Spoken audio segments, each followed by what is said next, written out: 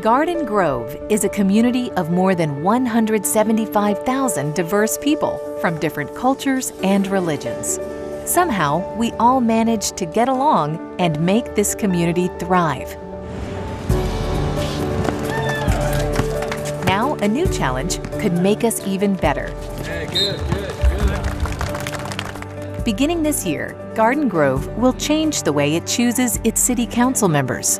The change could result in stronger neighborhoods and an even more responsive local government.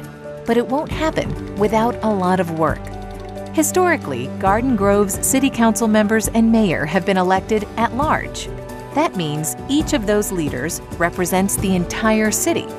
But a lawsuit and the settlement that followed paved the way for a different kind of election. Garden Grove residents will continue to choose their mayor, but things will change a bit when it comes to picking the city council. Beginning in 2016, the city will be divided into 6 districts. Each district will elect its own council member. The goal is to have a council that will be effective in representing all of the different interests in the city in a way that they can all work together to generate citywide policies that take into consideration all the needs of the particular neighborhoods. Dave Ely is president of Compass Demographics. His job is to help Garden Grove draw new district lines, making sure each area has close to the same population and that every group within those districts is represented. It's a tough job. Some of the legal context of this requires that we be careful about vote dilution, especially the dilution of minority voting strength. Ely has already crunched the numbers using census information, voter registration, economic data, and other criteria to draw sample maps. Now, he's asking for the people who live in Garden Grove to help him firm up the district lines without dividing neighborhoods. The understanding of people who live in Garden Grove of how Garden Grove functions is really the most important factor that's going to go into drawing these districts. Workshops like this one let residents try different district configurations to better reflect the communities where they live.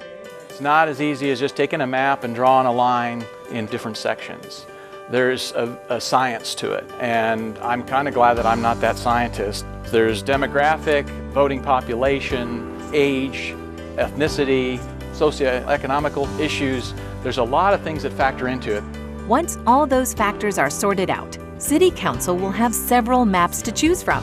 They must make a decision this year in time for the November 2016 election. This is a historical moment for the city. The city has never had district elections. So the fact that it's happening is a good thing, in my opinion, for the city.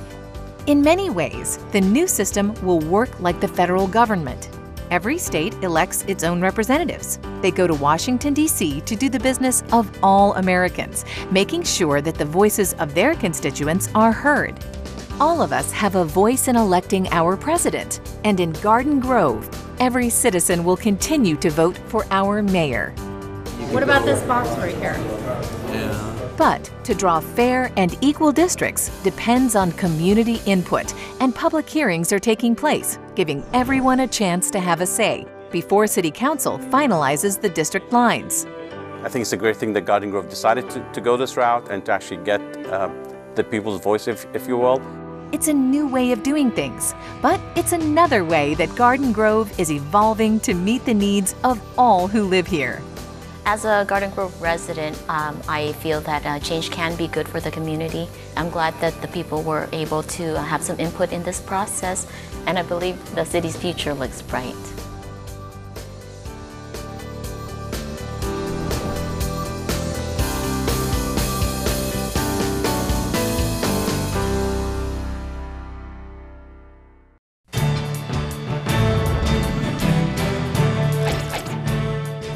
This is Garcelle Vieira with the Garden Grove TV3 News Report.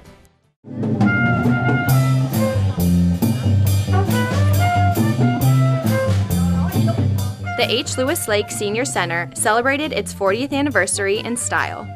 Happy birthday, Happy birthday was sung, cake was cut, and a live band kept the seniors swinging on the dance floor.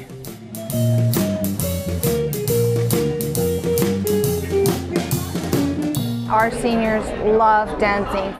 We have people that come here and dance that are 90, 95 years old, and they still have spring in their step, and they just love it here. And that's what makes me love it here.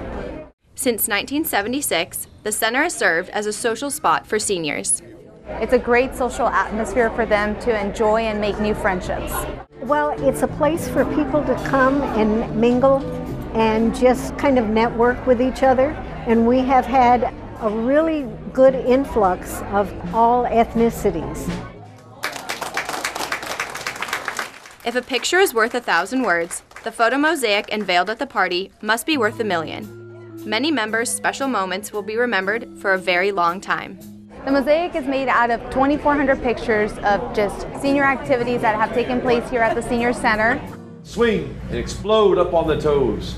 For us, it is a pleasure every morning to be here, open the doors, and serve those seniors who attend every day. In a way, this is a community within itself, made up of unique individuals who come together to stay active and social. Lo que me gusta es I like everything that happens here, with all the different activities. I've gotten to learn many new things, and everyone is so caring and welcoming too. The past 40 years have seen friendships made and bonds built. But what about the next 40 years? We are seeing some changes in the type of programming that they enjoy, so we will need to explore some new program options, but we are ready for that, and we hope that we are able to continue to serve everyone. With the success of the past 40 years, there could be dancing here for years to come.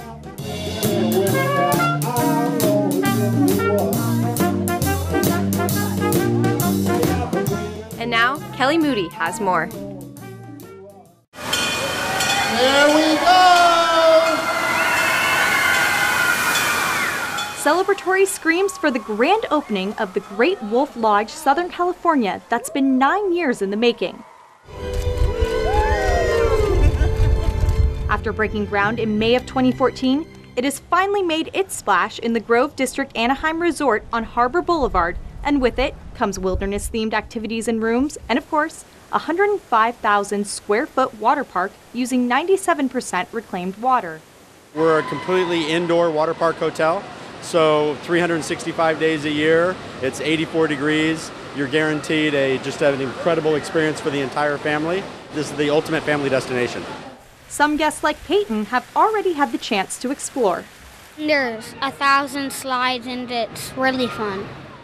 Maybe not 1,000 slides, but there are 8 signature rides for a total of 16 water attractions, including a lazy river, wave pool, and a water tree house.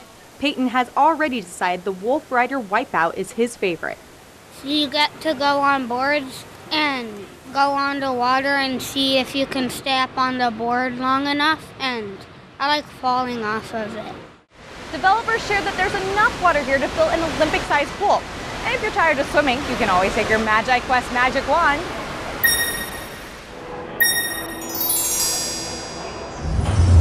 and head inside for some howling good fun. We're very excited about the water park. It's our largest water park, but there's also so many other ways to have fun. We're excited about MagiQuest, which is the newest generation of MagiQuest Chronicles, which is a scavenger hunt that's high-tech. Our themed rooms. We're excited about the fact that we can bring our tradition of family fun to Southern California. When visiting the Great Wolf Lodge, you can get a chocolate ice cream facial at the Scoops Kids Spa, score some points at the 24-hour arcade, and try your hand at glow-in-the-dark mini golf. Once you've worked up an appetite, make a stop at the Hungry as a Wolf pizza shop. Great memories, great fun. You know, life is challenging, right? So to have these breaks and create memories of families having fun together is very special. That's what our mission is. The Great Wolf Lodge, Southern California, is the 13th to be built in the United States. There are 603 suites for guests to stay, which guarantees even more hustle and bustle for Garden Grove, and over $8 million in annual tax revenue expected for the city. But ultimately, contributors hope it creates a tradition of family fun and memories for a lifetime. This is Kelly Moody reporting.